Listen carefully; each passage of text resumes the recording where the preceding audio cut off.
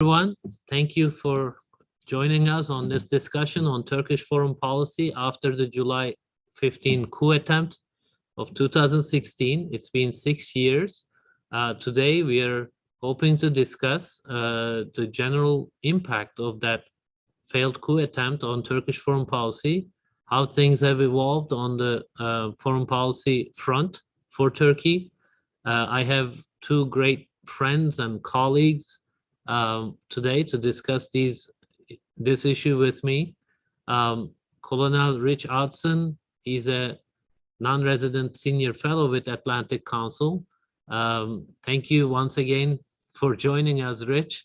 I appreciate you coming to always participate in these discussions that we invite you to, and you have great expertise, you have great experience with your Turkish counterparts as you know, you participated in a lot of Syria discussions. But I feel like you're one of the very qualified people to be able to talk about this. And just as equally, Professor Muhittin Ataman, he's an expert on Turkish foreign policy. He's my colleague from SITA Foundation, but he's also a faculty member at Social Sciences University of Ankara. And my name is Kadir Üstün, Executive Director of SITA Foundation at Washington, D.C. So I want to start with this question, Professor Ataman. If you could unmute yourself. So what do you think was the impact of July 15 failed coup attempt on Turkish foreign policy? Earlier in the session, we talked about domestic political currents and how it changed Turkish political scene. But in this session, we want to focus on foreign policy. And I just want to highlight one thing that happened. The July 15 coup attempt in 2016, 1 month afterwards, Turkish military intervened in Syria. That was basically the first direct military intervention by Turkish forces in Syria. And they had been kind of standing by for about 5 years since the start of the Syrian conflict. What do you think changed at that moment, and how do you think it has evolved so far over the past 6 years? What impact it had on Turkish military and Turkey's foreign policy overall? Thank you very much, Kadir, for inviting me to the panel. Second, for this wonderful question. Yes, overall, we people from Turkey, we consider July 15 failed coup attempt as one of the great milestones in the recent history of the Republic of Turkey. That is, it has compelled Turkey to restructure both its domestic politics and its foreign policy. Before starting answering your question, that is its impact on foreign policy, allow me to underline some of the significant changes in domestic politics which have indirect impact, direct and indirect impact on foreign policy execution. The first one is the failed coup attempt led Turkey to end the bureaucratic and military tutelage. This led Turkey to struggle against the threats directed against territorial integrity and political independence of the country. So those who are elected, that is political decision makers, began to take initiatives. The second one is the transition to the presidential system. We all know that this is one of the main parameters which consolidated the Turkish political leadership, that is the more powerful executive branch and more powerful political leadership, more activity in foreign policy areas. The third one is Turkey has experienced revolutionary changes in defense industry because Turkey was left alone. It had to take care of itself because of this self-help understanding for the survival of the secular republic. Turkey had to take its own measures. And at the end, Turkey became one of the deterrent powers in its region. And the fourth one, and to me the most important one, there was a nationalization and diversification of foreign policy actors. We all know that traditionally, Turkish armed forces and National Intelligence Agency, that is MIT, were mainly operating in domestic politics of Turkey. But after the failed coup attempt, they emerged as effective foreign policy actors. That is one of the indirect answers to your question. When Turkey, just 1-2 months after the failed coup attempt, Turkey unilaterally initiated one of the largest military operations only after the Cyprus, the peace operation in Cyprus in 1974. And it repeated 4 times. With the emergence of Turkish armed forces and intelligence agency as foreign policy actors was one of the great contributions to the execution of foreign policy. That is the main reason of the use of hard power in Syria, in Iraq, in Qatar, in Libya, in Karabakh, etc. So these 4 changes, I think, are quite significant, are preconditions of following this more autonomous and Ankara-centered foreign policy understanding. So when we come to its impact on foreign policy, we see that one of the main changes is the change of the mindset. Turkey has developed a new military strategy and a new concept of struggle against terrorism. You know, Turkey began to take preventive measures against terrorist organizations. So the defense line was drawn beyond the border of Turkey. You know, Turkey until very recently used to struggle with terrorism in Istanbul, in Ankara, in Diyarbakir, in Gaziantep, etc. But now it has drawn a line in northern Iraq, in northern Syria, and to take preventive measures, as I've said, in its struggle.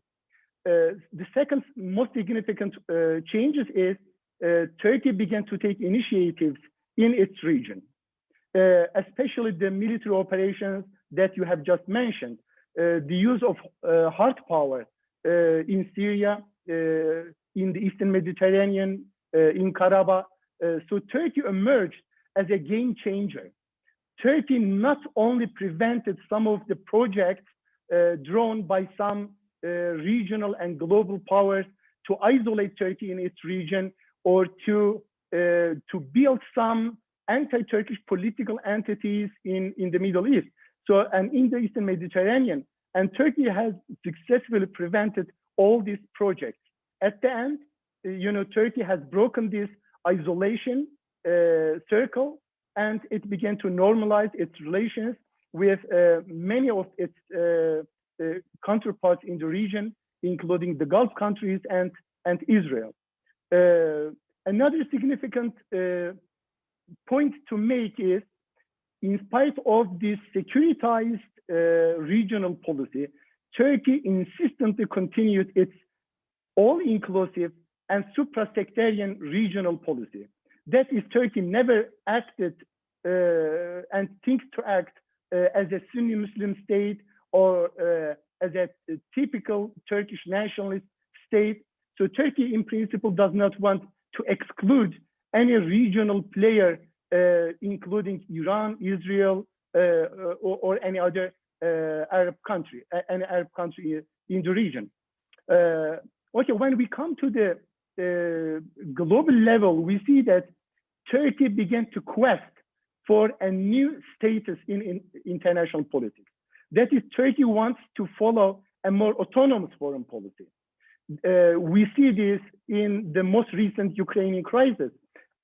Although it's a NATO member, and it repeatedly declares that it undertakes any responsibility within the context of its NATO alliance, but still it has been following a balanced policy between Ukraine and the Russian Federation.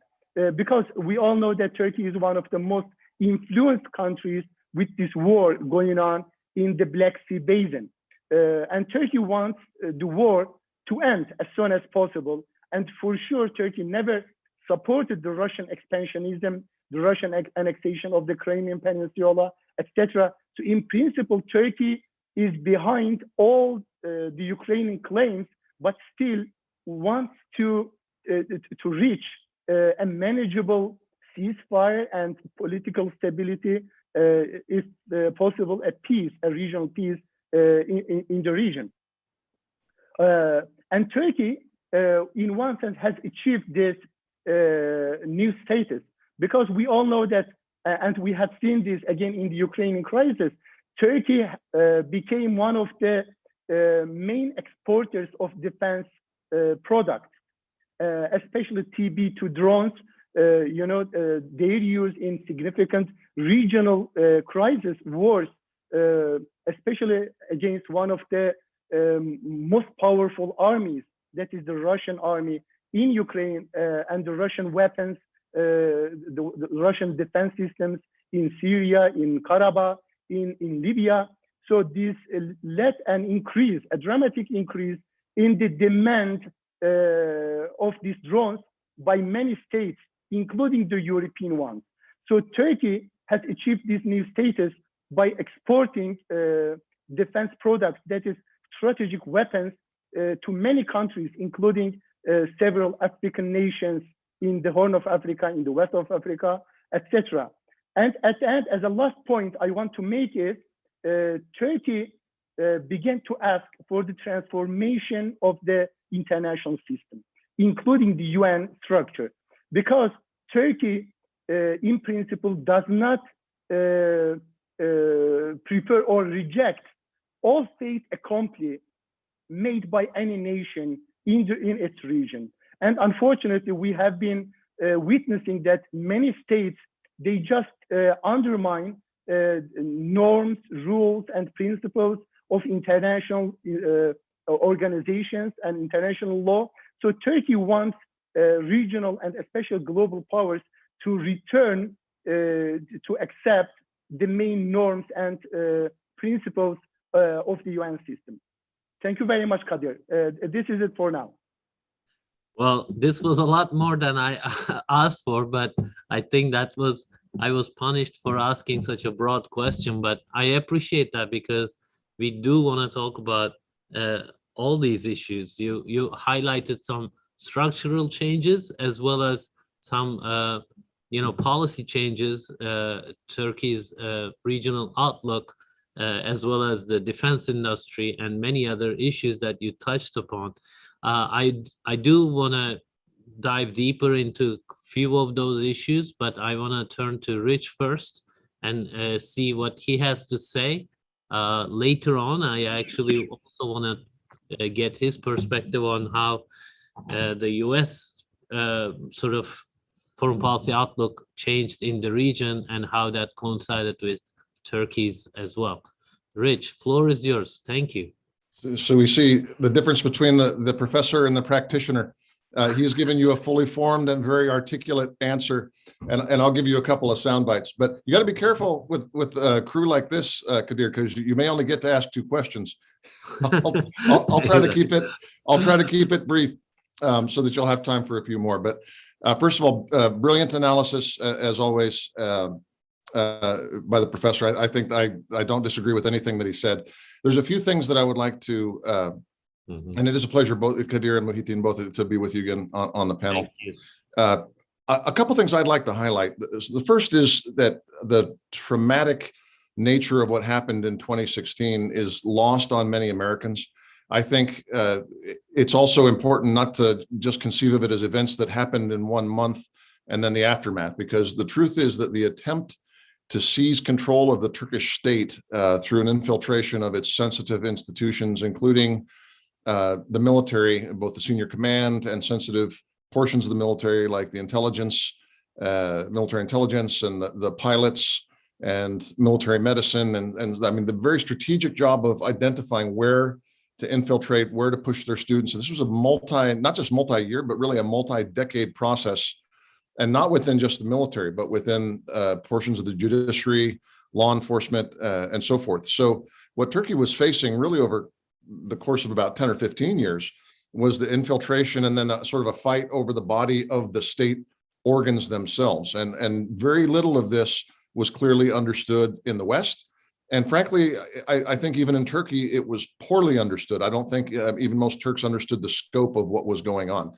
So what happened on July 15th, 2016, didn't just come from nowhere. And it ripped open in a very violent way some things and some trends that had been unsettling for Turks for a long, long time. But the Western response was marked by a blank stare, is what I call it, because frankly, the United States didn't know how to react. That goes from John Kerry, who was the Secretary of State at the time, and was on a plane, I think, or on a tarmac in Moscow, and took, or maybe St. Petersburg, and took hours and hours and hours to issue a statement. This is interesting because the United States has a strong record of condemning coups, at least over the last few decades. So there are people who can rightly point out that in terms of Guatemala and Iran and Mossadegh in the 50s, the United States has had its role in backing coups previously, but that's been some time now. In the last 2 decades or so, it's really been regime change by force, but not coups, and we condemn coups. So the relative silence was kind of shocking, and just goes to show how little Americans really understood of what was going on. Now, I'm coming from the perspective of a practitioner who worked with the Turkish military, and was involved in negotiations over Operation Iraqi Freedom, and also in Afghanistan, working with Turks and NATO and the United States, and then later negotiations over Syria. So I want to say first that one thing that stayed constant is very high quality strategic thought, in my view, coming from the Dışişleri, the Ministry of Foreign Affairs, and the Turkish military. Now, as you've noted, under the tutelary regime, or as Muhittin noted, the tutelary regime really didn't have space for other actors like think tanks and civil academics, but that's also flourished. So I think the quality of strategic thought in Turkey is higher than is generally appreciated in the West. I think certainly in Washington, D.C., people sort of think that it's President Erdogan sort of decides what the country's going to do, and it just moves in that direction. But there are levels, multiple levels of serious strategic thought and analysis. And I think that that's sort of a burgeoning field of strategic thought that has been constant, but has really been liberated to an extent as the tutelary regime came to an end. Now, after 2016, after that great trauma inflicted upon the Turkish collective psyche, there's 3 things that I think are sort of significant changes from an American point of view. The first is a rebalancing, I would say, of Turkey's foreign affairs portfolio. And by that, I mean, Turkey's always striven to be primarily aligned with the West, but on certain sensitive issues, make an exception. So Cyprus in the 1970s is an example where Turkey really was strongly pro-NATO and helping to deter the Soviet Union. There was no question that Turkey was Western aligned in the broad strategic sense, but Cyprus was different. Cyprus was different because there were Turkish Cypriots on the island under threat, and because it was so proximate to Turkey's main coast and own territory. So this changed after 2016 from having a couple of exceptions to general alignment to be something more like a multi-axial or sort of multipolar alignment. In my view, Turkey still wants to be primarily aligned with the West, but maybe instead of 90-10, that portfolio distribution is more like 60-40 or 55-45. Because one thing Turkey learned, I think Turks at the elite level and the popular level learned that nobody in the West was going to save them from, and really didn't energetically or vociferously react to a coup against the elected government, the democratically elected government in Turkey. And think what you will of President Erdogan, he certainly has his critics and detractors in the West, but this was an attempt to overthrow him by force by a cabal that had networked itself inside the Turkish military and other institutions. This is a clear-cut, sort of thing that the United States should stand against, and so too should the rest of Europe. But that deafening silence and the fact that Vladimir Putin apparently called very quickly, and rumors and some open source coverage has said that the Russians actually got advance warning that the Turkish military was making some sort of unusual moves, and supposedly the Russians communicated some concern to Turkey at the governmental level as well. So this teaches Turkish decision makers that maybe you don't put all your eggs in one basket. Maybe you don't alienate Russia. So even on Ukraine, when Turkey is more or less aligned with Kyiv and with the Western powers, it's taken great pains to do minimum damage to the relationship with Russia, even as it helps Ukraine to protect its sovereignty. So this rebalancing the portfolio is the first thing that I've seen. The second is a growing willingness to use unilateral force and to think geopolitically. I think Turkey's always been a geopolitical actor, but I think in many cases it's tied the rationale of its foreign relations and its military actions overseas to collectivism, to collective defense, and to sort of international consensus.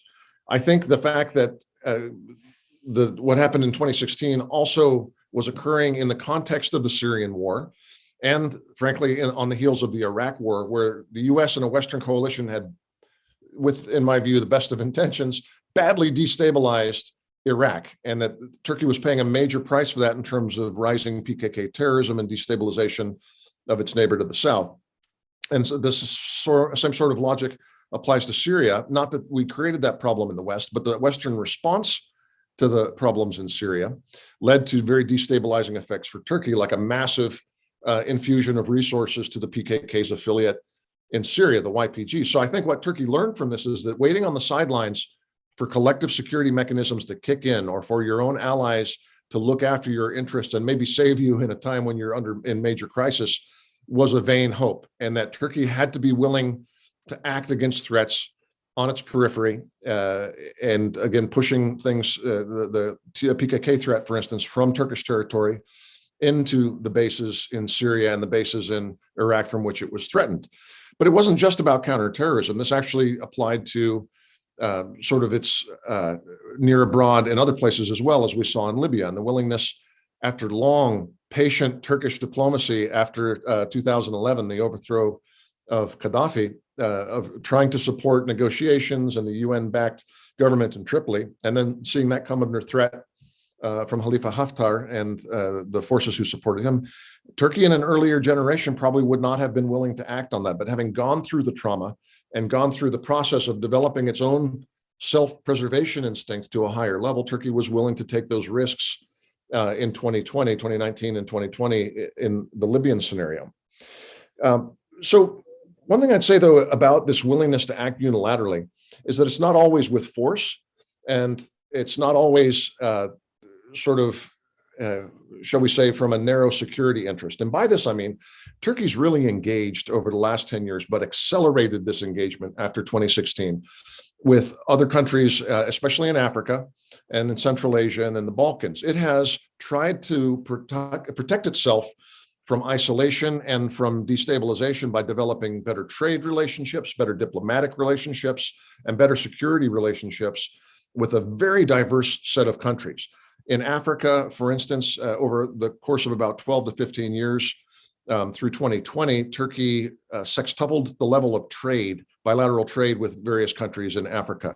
It more than tripled its level of diplomatic representation. Turkey became a significant African power in a way that it had not been since the Ottoman days. And this is illustrated, I think, by the statement of, I believe it was the Cameroonian foreign minister at the Antalya conference in March, who said that they considered in the President Erdogan and the Turkish government that Africa has a champion from outside the continent for African rights for the first time in the post-colonial era, which is, it's a pretty fascinating thing to hear. But this is part of the strategy, the strategic response to this sense of destabilization and isolation that culminated in 2016 is to grow more roots to more countries. And that is not just military, although the military aspect certainly has an important part to it. I want to mention also about the drones. You know, the drones are interesting. And I say drones, I really mean the entire suite of defense industrial materiel that Turkey has produced. This means like the Coral, the electronic warfare system. It means sensors. It means long-range surface-to-surface missiles, aircraft that are capable of taking signals from UAVs, and the attack drones and munitions. So there's a whole suite of these things, but they've become sort of a selling point for defense industrial cooperation with many, many countries: Malaysia, Pakistan, Ukraine, Albania, Poland, the Balts. So it's not just, and of course, Azerbaijan is a great example. And with these countries, Turkey doesn't just sell a system and say, good luck, let us know how it turns out. Turkey sells training. Turkey sells basing or obtains basing arrangements and cooperative arrangements with these militaries. Sometimes it gets technology back. So it's really a network of cooperative relationships, not just the sale of a piece of equipment. This is significant because it's tightening, and it inures Turkey to the sort of pressure where if you had just one supplier, for instance, or just one buyer of your military goods, or one seller to you of military goods, that country has immense leverage over you because they can cut you off, either stop buying from you or stop selling to you. But as Turkey has developed this network, it's sort of gotten additional armor from that. The other thing I'd say is in many cases, and I'd say Somalia and Ethiopia are two great examples. Libya is a third, where Turkey's gone in at great political risk and helped governments that were under direct threat. This is not sort of predatory sales where you're selling to somebody who's got money, not sure if they'll use it, don't care how they use it. These are governments that Turkey says, we don't want that government to fall. We want to provide some extra stability in this region, and we'll send people, we'll send trainers, and we'll send sort of experts and sometimes military forces as well. The other thing I want to say is Turkey's become much more geopolitical, again, as a level of public discourse, and thinking geopolitically means thinking very carefully about risks and opportunities. This has been obvious in its relationship with the United States. Instead of, I guess the term in Turkish would be küs olmak, right, to bear a grudge against the United States, which has palpably done some unhelpful things from the Turkish national perspective. Turkey's played this pretty cleverly, I think, because Turkey's consistently tried to maintain good top-level relations and maintain defense relations, even though the image of Turkey in Washington, D.C. is very low, and vice versa. In Ankara and Istanbul, Turkish public opinion in general about the U.S. is not very high. But instead of simply saying, well, that's it, that relationship's not going to work, and saying, well, I guess we're going to be Venezuela now, or I guess we're going to be Iran now, right, to be consistently isolated from the West, Turkey's consistently tried to reconverge with the West, not entirely on the West terms. But I think this is an important point, that geopolitically Turkey has exercised patience since 2016. If you look at this with some empathy as an American and realize that from a Turkish perspective, the U.S. hosts and does nothing to hinder the man generally believed by nearly all Turks to have been behind this coup attempt in 2016, and that we are arming a group that is believed by nearly all Turks to be the manifestation of the PKK in Syria, knowing all that we know about the terror campaign of the PKK in Turkey previously. From a Turkish perspective, these are almost unforgivable, right? And most Americans don't really appreciate that. And coupled with that psychic trauma that I discussed from the coup attempt itself, this has led to a real sense of alienation at the public level from the West and from the United States especially.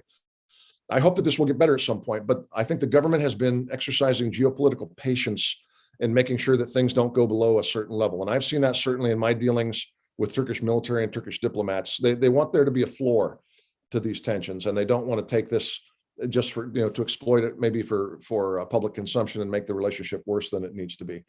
Bottom line is that I think that Turkey's foreign policy since the coup, as a continuation but acceleration of some trends that have been in place for 10 or 15 years, is more self-confident, more sophisticated, more diversified, and therefore more immune to easy coercion, whether it be from Russia or Iran or even from its friends, the United States. And all in all, I think it's been a very solid performance after a very troubled time.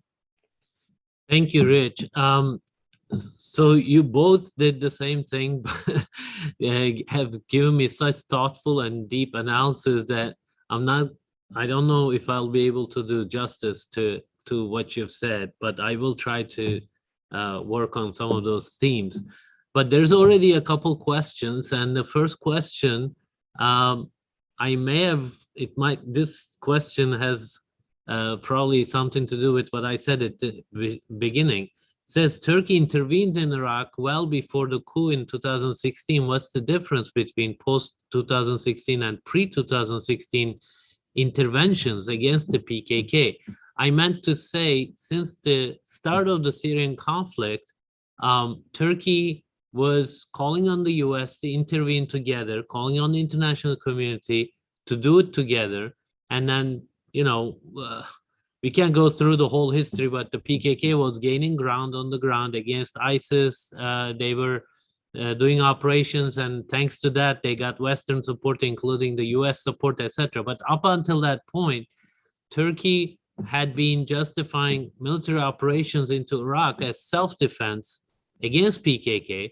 But in Syria, as of that moment, Turkey basically took the matters into its own hands and said, okay, I will address this PKK ISIS question unilaterally in Syria by myself.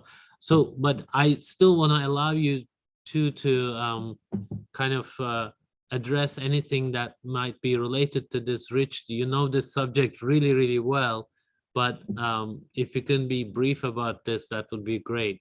I'll be very brief. The two things that changed most pre-2016 and post-2016 in terms of Turkish efforts against the PKK, the first was the political decision to push the fight off of Turkish territory into the bases, again, and the sort of the transit areas in northern Iraq and to some extent in northern Syria. The second was the maturation of a suite of technologies that are, again, it's not just drones, but it's drones, it's electronic warfare, it's sensors, it's munitions, and it's algorithms and battle management software that enable this all to happen. As late as 2010, 11, 12, the Turks' only ability, the Turkish military and intelligence only ability to see PKK when it was in northern Iraq, for instance, in base camps and moving through, was either air flights with pilots and that had a very limited amount of coverage that they could get, or from UAV feeds that the United States would share, but not with all the technical data and only with a multi-hour delay. So when Turkey developed its own UAVs that could loiter at high and medium altitude and get high definition shots, it dramatically improved the quality of intelligence that Turkey was getting on PKK movements and formations. You couple that with electronic warfare systems and especially with precision munitions, and all of a sudden you've got PKK leadership and field fighters that are getting hit in their caves and in their vehicles when they're traveling on roads in Iraq and Syria.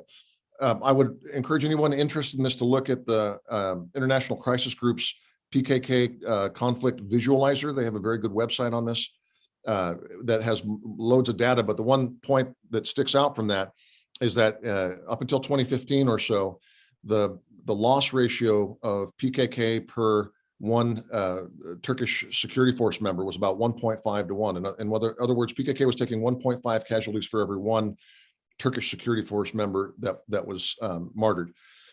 That started steadily going up as these new technologies came in, 2 to 1, 3 to 1, 4 to 1, 5 to 1, and peaked, I think, at about 6 to 1 in 2020 or so. And I think it's back down to about 5 to 1.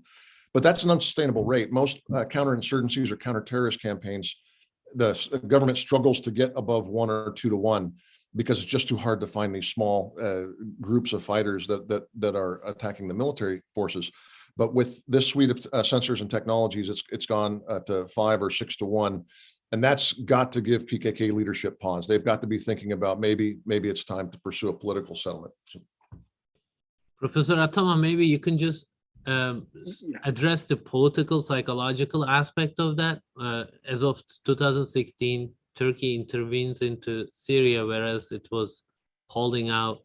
And like Rich said, the intervention was perhaps much more sophisticated, both in its execution and sort of the military industrial complex was supporting it in a very different way. It wasn't just this intervention with a huge army or just bombing campaigns, but in a very different way. What change do you think politically and psychologically in Turkish military to be able to do that? Thank you very much, Kadir. The question, I think, is somehow exclusively is about the Turkey's intervention into Iraq. If we compare post-2016 and pre-2016, we see there are three main differences. One is Turkish security forces after post-2016, it began to be able to achieve ground or area domination in the region. This was not the case before. That is, Turkish security forces does not leave the northern Iraq area, this mountainous area. As Rich has just mentioned, yes, the use of Turkish-made technology, that is the use of high-tech ammunition and products, contributes a lot to this. The second one is, again, as Rich has just underlined, is the targeting the PKK leadership. This was not the case again. Unfortunately, we have seen from a psychological perspective, until the failed coup attempt, the FETÖ members, FETÖ generals within Turkish armed forces, they insistently distorted, they have exploited the struggle against PKK. Unfortunately, they never fought in real sense. When they were going, targeting PKK, they were just hitting some rocks, etc., and they come back. Unfortunately, with the eradication of these FETÖ members, in spite of all these losses, it's a huge loss. When we consider that almost 30% of Turkish generals were kicked out of the army, but still the remaining one, considering the Turkish security forces as one of the most experienced armies in the world, it has been fighting with the PKK for the last 40 years. In one sense, probably Rich will accept this, that it is, in one sense, militarily, it's an unfortunate thing that Turkey had this PKK threat, since it kept the Turkish security forces, armed forces, so well prepared. After the failed coup attempt, we see that the Turkish security forces got rid of this trauma of this defensive position in certain areas. So again, as Rich has underlined, they have gained a self-confidence. And I think this is one of the main reasons why the Turkish armed forces minimized the effectiveness of PKK, not only within the Turkish territory, but in northern Iraq. So the only remaining part of PKK is the one under, unfortunately, under the auspices of the United States in northern Syria. So they are the only remaining effective part of the PKK. Thank you, Hocam. There are a number of questions. So I want to ask one of them because Rich already talked about this. He touched upon it. In terms of Turkey's relationship with the West, and how Turkey has been patient about certain issues and it has played a clever game. Do you think, the question is, do you think these changes will encourage Europe, the changes that, sorry, he has two questions that are combined, but basically the changes domestically inside Turkey after the coup attempt, they're being criticized by the West, Europe. And he's saying, do you think these changes will encourage Europe to improve the relationship with Turkey? Why do you think some groups always highlight the words that are like dictatorship, authoritarianism, while the countries they're talking about are in political crisis? So I don't know if I've been clear enough about this, but the question is the West's approach when it comes to Turkey. We remember that when the failed coup attempt happened, there wasn't an outpouring of support from the West in general for the elected government. There was actually some, on the contrary, there were some who appeared to be supporting that. So the spirit of the two long questions here, is there a duplicity here from the Western perspective when they're talking about democracy, but then you know, that they're not quite there when it comes to Turkey? I think that there's really two pieces to the answer. The first is that it's very popular in the West, especially in Washington right now, to practice what I like to call democratic Manichaeanism. Manichaeanism being the ancient Persian religion in which everything was entirely evil or entirely good, entirely black or entirely white. And this democratic Manichaeanism leads us to believe that regimes are, by their very nature, all either authoritarian or democratic. But the truth is, in some cases, there's sort of quasi-authoritarian democracies or democracies that have something of a more conservative nature to them. And then there's democracies that are in operation of their actual government mechanism, fairly democratic, but fail to enforce law in such a way that people can expect the normal fruits of democracy. So there's problems in Western democracies and there's virtues in some autocracies. I think we can all agree that we want to be more democratic. That seems to make states better and stronger. But I personally am opposed to this practice of saying, okay, you over there, that group, you're bad because you're not democratic enough. Therefore, we're going to isolate you until there's new leadership. This happens every time there's a crisis in certain countries. Turkey is one of those where a lot of people in Washington right now want to characterize it as authoritarian. These are generally people who don't know much about Turkey's electoral past. For instance, the fact that in the recent, or it's not so recent anymore, but the last big round of municipal elections, that the opposition won all 5 of the big cities, and that there's actually a very competitive sort of electoral competition coming up for next year's elections for the presidency and the parliament. So, and it's, I think the concerns are more on not the electoral part of the democracy in the case of Turkey, but on the protections, rule of law, institutions, all that sort of thing. And there's legitimate critiques to be made by both Turks and Americans of what's gone on in Turkey. That's fine.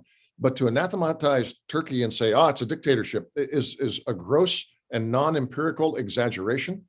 That's the bad news. Here's the good news.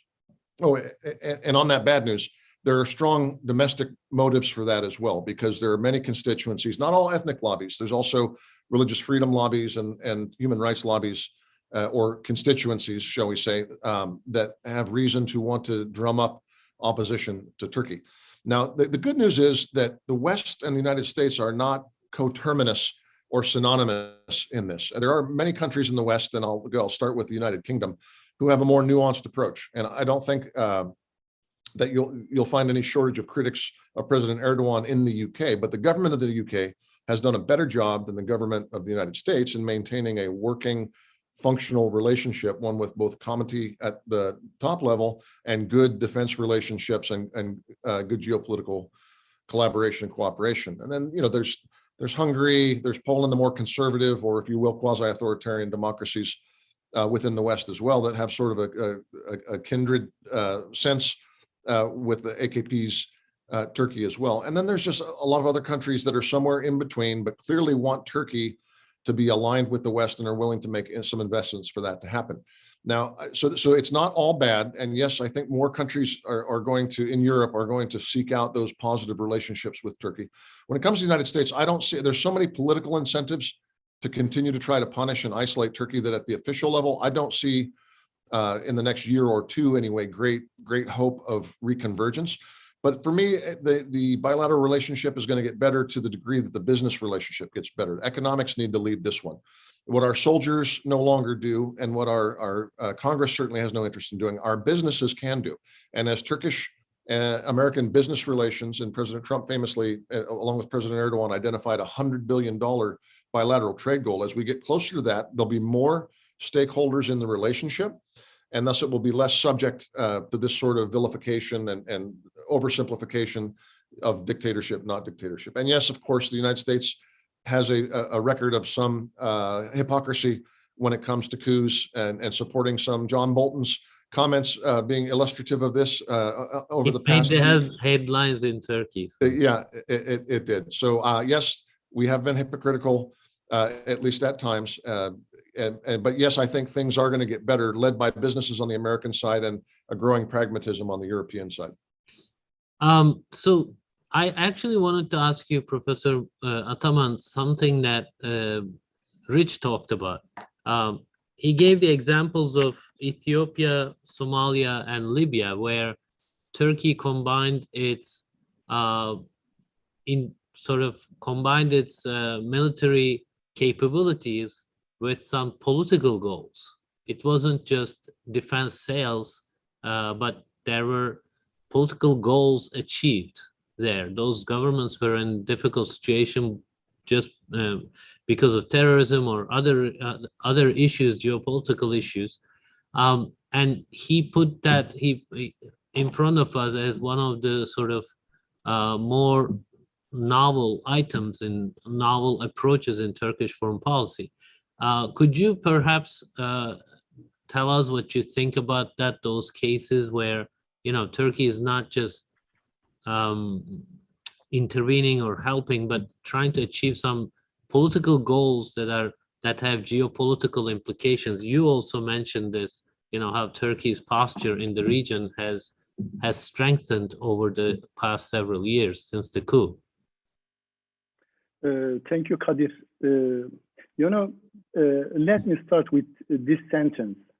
The more Turkey is otherized and alienated by its Western allies, the more Turkey feels compelled to follow a diversified foreign policy that is to deepen its geographical openings to the non-Western part of the world, such as East Asia, Sub-Saharan Africa. Yes, Turkey has been trying to influence, as I've said earlier, not only its immediate region or countries, but the remote ones. That's why Turkey has been trying to increase its level of cooperation with the states of the Horn of Africa, but mobilizing not only its soft power. We know that Turkey has been one of the most successful countries in terms of utilizing its soft power. That is by providing developmental and humanitarian assistance to many African countries.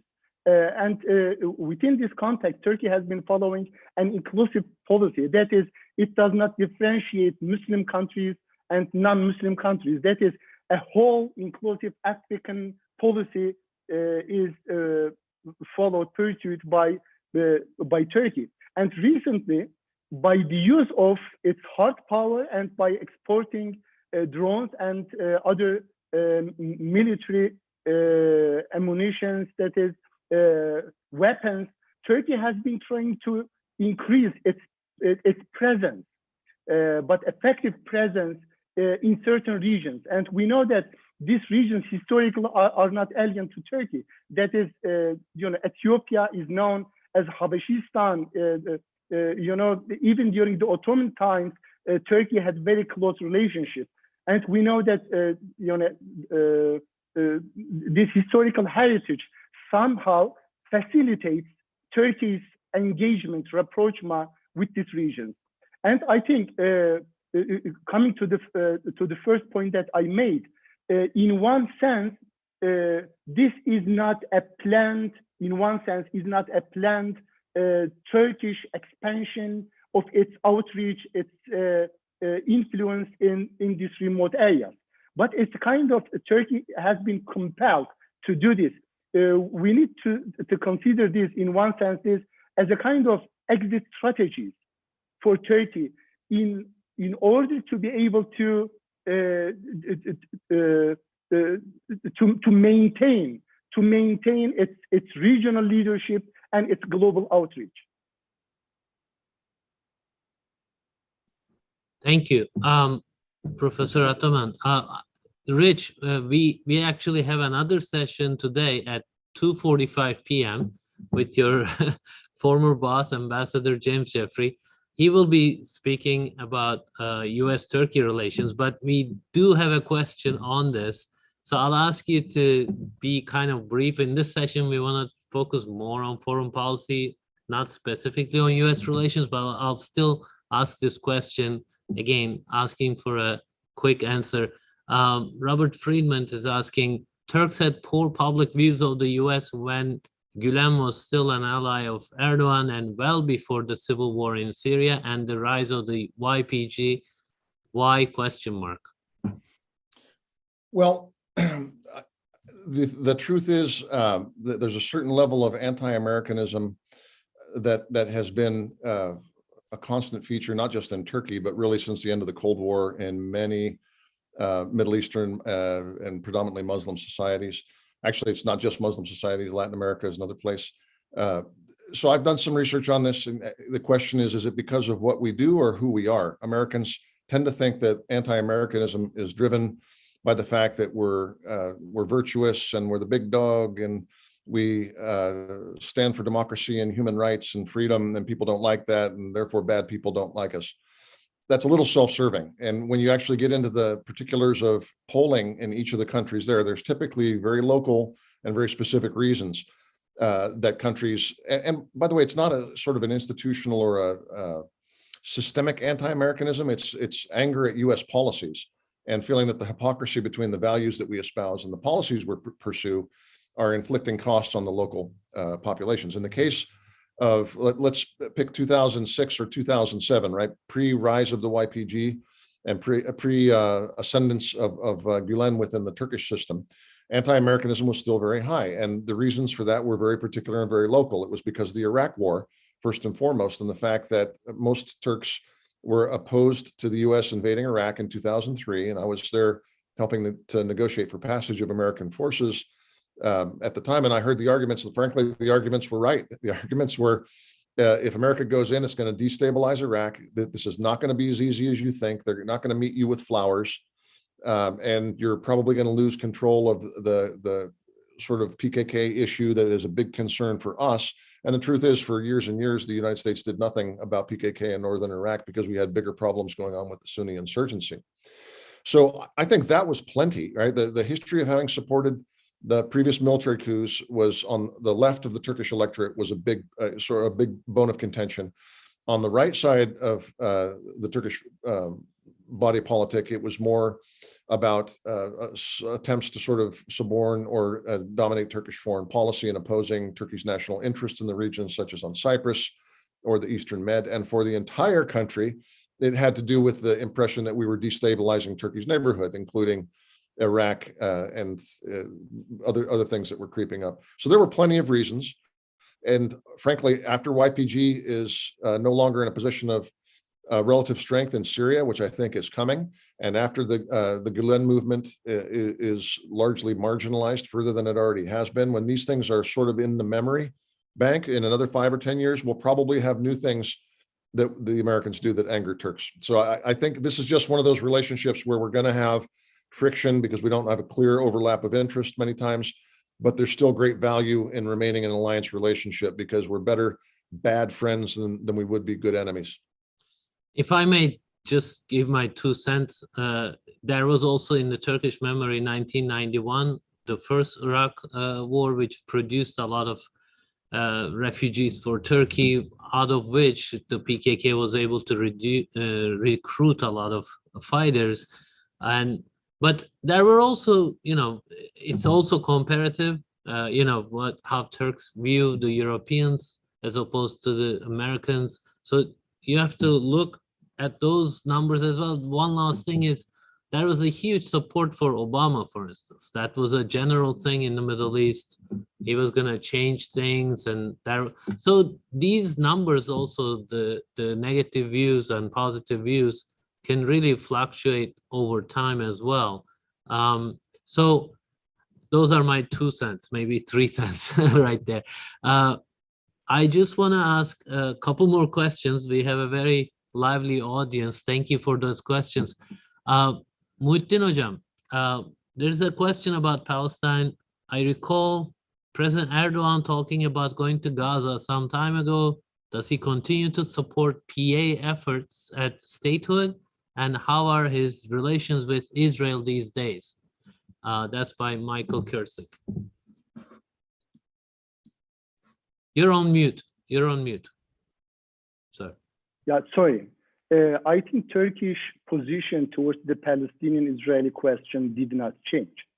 That is, Turkey still supports a two-state solution, but unfortunately, the conditions on the ground has changed dramatically for the last several years. But maybe Turkey is one of the few countries still believe in the two-state solution.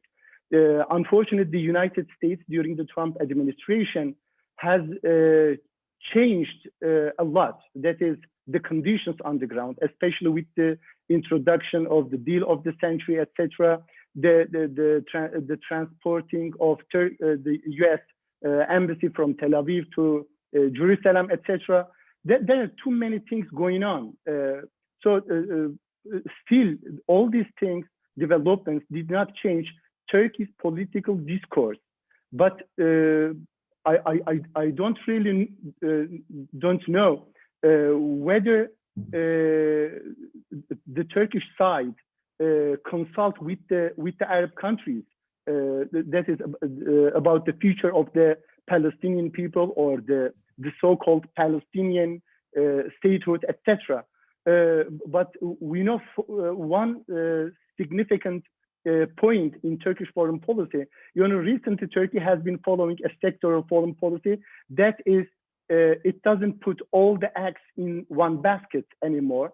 So Turkey has been trying to normalize its relations with Israel, and the only parameter in this relationship is not the Palestinians, I think. So, we have economic dimension of the relations, Eastern Mediterranean basin context, etc. So it is still one of the significant points in bilateral relations, but I think they will somehow find a way to continue this normalization process. Thank you. So this is an interesting question to both of you, actually. How do you think the post-2016 trends in Turkish foreign policy, what are those trends that you can cite as having been affected by the CHP and its partners to gain power? Basically, what's the impact of the opposition on Turkish foreign policy in recent years? If the opposition is to win, were they to win the election next year, it would be because they managed to co-opt or capture a significant portion of the nationalist vote in Turkey, because large, as Americans would define it, a large percentage of the Turkish electorate, center left and center right, tends to be nationalist in foreign policy. And it is generally underappreciated that from 2002 through to today, AKP has probably been the least anti-American party in some ways. That's not to say stylistically and in terms of democratic norms that they've been the most favorable to the United States, but certainly in terms of sort of militant anti-imperialist framing, with the United States being the imperialist power and Turkey having to jealously guard its national prerogatives and liberty. I think if you look at dialogue within the CHP, within MHP, none of those parties are more pro-American than AKP is. So I think that certainly the optics and the public statements, sort of the narrative quality of foreign policy would remain American skeptic. However, I think that the readiness to commit to NATO, again, because it's more about the Europeans than it is the Americans, would probably be strengthened somewhat. I don't see an opposition-led government being softer on Turkish claims to maritime space, especially in the Aegean or the Mediterranean. I do think in places like Syria that there would be sort of the extension in some of these conflicts that the Erdogan government has had a very high tolerance for. I think some of that would go away. So you'll see some of the culling back of some of the expansive sort of network of military operations and engagements. But it's an effective network, so I don't think they get rid of the whole thing. I just think they try to get out of Syria and maybe not engage in a couple other conflict areas. But I'm interested to hear what Muhittin says about that. I think one of the main changes will be a reclaim, in quotation marks, a reclaim of isolation from the region. CHP has been claiming for an isolation in the Middle East. So Turkey may gradually withdraw from the north of Syria. It's an unexpected thing because CHP is ready to have a direct dialogue with the Assad regime. Considering this so-called leftist commonalities, that is, CHP and the Ba'ath Party has some common roots. As Rich has just mentioned, the mainstream left in Turkey is nationalist, Turkish nationalist, similar to pan-Arabist nationalism of the Ba'ath Party in Syria. So there is a kind of ideological affinity in addition to this isolationist political discourse. The second thing is, when I compare AK Party and CHP, they will be less interested in the developments in the larger Middle East. That is including North Africa, the Horn of Africa. So we may witness a kind of gradual withdrawal from the region, including Nagorno-Karabakh. This is my expectation. So they, in one sense, they expect Turkey to follow a kind of inward-looking, because this is the traditional understanding of CHP throughout the 20th century. The only exception is probably, signing an alliance, a pact with the British and French just before the Second World War. That is, they are the one who set the ground for the Turkish-Western alliance for the post-war order. So I expect a kind of withdrawal. That is an anti-internationalist position on CHP part. Thank you. Rich, last question is for you, and then if you have any additional remarks, I'll take them, but we are at the end of our time. This is from Rania Kisar. PKK forces in northeast Syria, led by Muslim Abdi, just announced giving the Syrian Arab army permission to enter their areas, and they hung up large pictures of Bashar al-Assad on the front of their Tal Rifat city. What do you expect the United States position on this? What is Turkey's position on possibly clashing with Assad forces? Well, in Idlib and in other campaigns where, including east of the Euphrates, where there's been some attacks against Turkish forces or fighting between Turkish forces and YPG, in some cases they've been co-located with Syrian Arab Army, that's Assad forces. The Turks have had no problems targeting and effectively attacking Assad forces if Assad forces get in the way. There was buckets and buckets of them that were killed in Idlib during Spring Shield in 2020. So I think if the Turks are determined to conduct the operation in Tel Rifat and or in Manbij, the Turks and the Syrian National Army, the opposition forces, would have no problems targeting the Assad forces, and I don't think the Assad forces would be able to stop or conduct an effective defense. But the other thing is that the YPG's done this sort of thing before. They put up American flags where there were no Americans. They've put up Assad flags where they weren't letting Assad's forces in. It's a psychological form of warfare by the YPG to try to make their defenses look more formidable operationally and politically than they probably actually are.